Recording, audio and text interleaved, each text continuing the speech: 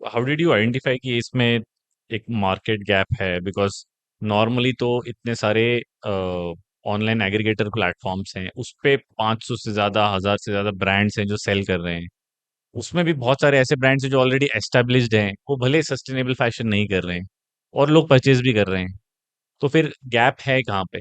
Gap तो ऐसे समझ में आया था कि मैं इतना I was a very fashion forward person since hmm. Start. The kind of clothes I was seeing on Pinterest, हम्म। या I was seeing internationally, available ही नहीं थे. कुछ भी available नहीं था.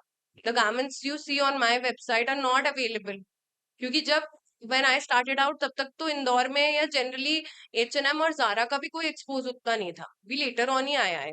टीयर वन सिटीज में तो था, हम्म। वो भी बहुत सर्टन टाइप के बच्चों को एक्सेस था, हम्म। या यंग लड़कियों को, 18-19 साल की लड़कियों को करेक्ट। बोल सकते हैं. अब जाके बहुत सब चीजें पुश हो चुकी है, पर वो भी स्टिल वो ब्रांड्स भी इतना ऐसा प्रोडक्ट नहीं बना सकते हैं जो बहुत डिटेल ओरिएंटेड है.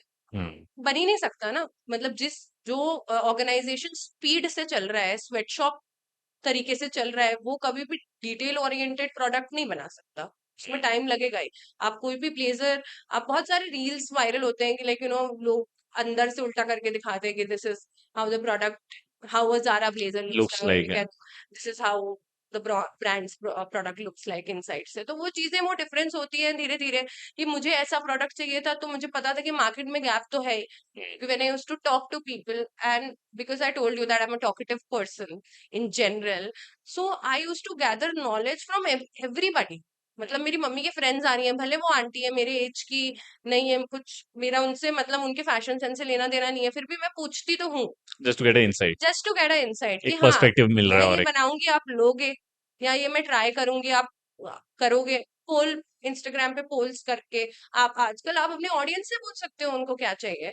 आई see a lot of that brands. Helps identify कि भाई हाँ, कि आप जो कस्टमर को सोच रहे हो कि ये मार्केट गैप है, हाँ, थोड़ा सा वेरिएशन है, पर उसके अकॉर्डिंग आपको मालूम तो पड़ जाए कि ये सॉल्व कर सकते हैं। कैटेगरी क्रिएशन का बिजनेस है अभी तक भी. हम्म। मास प्रीमियम कैटेगरी डेफिनेटली बिल्ड हो रही है, बट कैटेगरी क्रिएटिव क्रिएशन वाली है, क्योंकि अभी भी बहुत कम ब्रांड्स ही हैं. Down the line 5 years definitely India से बहुत अच्छे अच्छे ब्रांड्स निकलेंगे मास प्रीमियम कैटेगरी में, जो मतलब काफी अच्छा वाइड, मतलब काफी अच्छा जाएंगे आगे, मतलब ग्लोबल बिजनेस बहुत अच्छे से करेंगे और बन भी रहे हैं. I am seeing a lot of brands, and the kind of response that I am getting on my personal brand, उसको भी देख के मुझे लगता है, मुझे इतना तो समझ में आता है कि हाँ, ये कैटेगरी बहुत जल्दी ब्लो अप करेगी.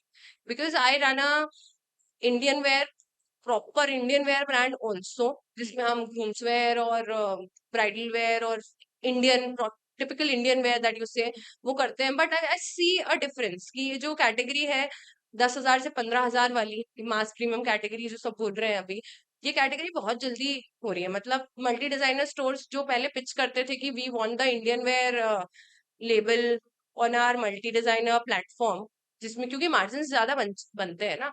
हम्म। Multi designer correct. प्लेटफॉर्म में कमीशन होती है 25% से 45% तक कहीं पे भी. तो वो कमीशंस, कोई भी अगर लाख रुपए का प्रोडक्ट है तो उनकी बहुत अच्छी कमीशन बन रही है.